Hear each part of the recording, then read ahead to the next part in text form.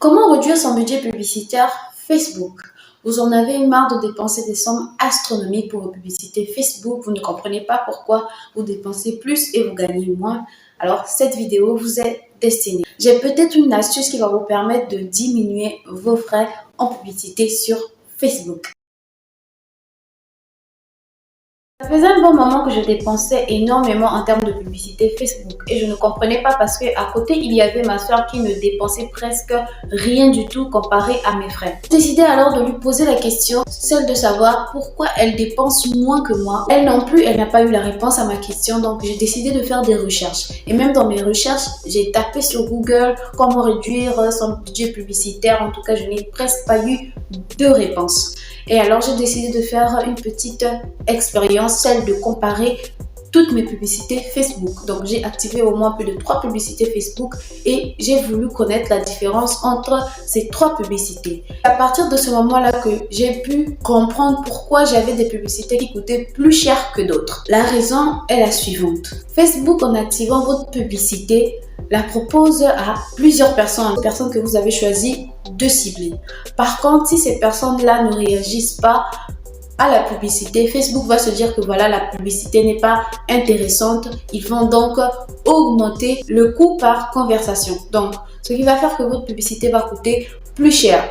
Au fur et à mesure, votre publicité commence par des millimes, des centimes. Ensuite, vous allez passer à 1 $, 2 $, 3 $ par conversation. Et c'est très cher. Je m'adresse surtout là aux gens qui activent des publicités pour rediriger les personnes vers une boîte à messagerie, c'est-à-dire Facebook, Messenger par exemple, ou encore WhatsApp Business. Si les personnes ne sont pas intéressées, ne cliquent pas assez sur votre publicité, Facebook va se dire que la publicité n'est pas intéressante. Il va donc augmenter le coût par conversation.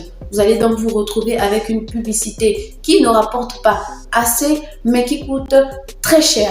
Alors, comment faire pour y remédier? Première chose, et je pense peut-être la seule chose que vous devez faire, c'est d'utiliser un contenu approprié. C'est-à-dire que vous devez utiliser un contenu qui donne envie d'acheter, par exemple, surtout si c'est un produit. Maintenant, si c'est un service, vous devez aussi mettre une vidéo, une image convaincante qui va pousser les gens à cliquer sur votre contenu, et de là, Facebook va comprendre que voilà, le contenu est intéressant.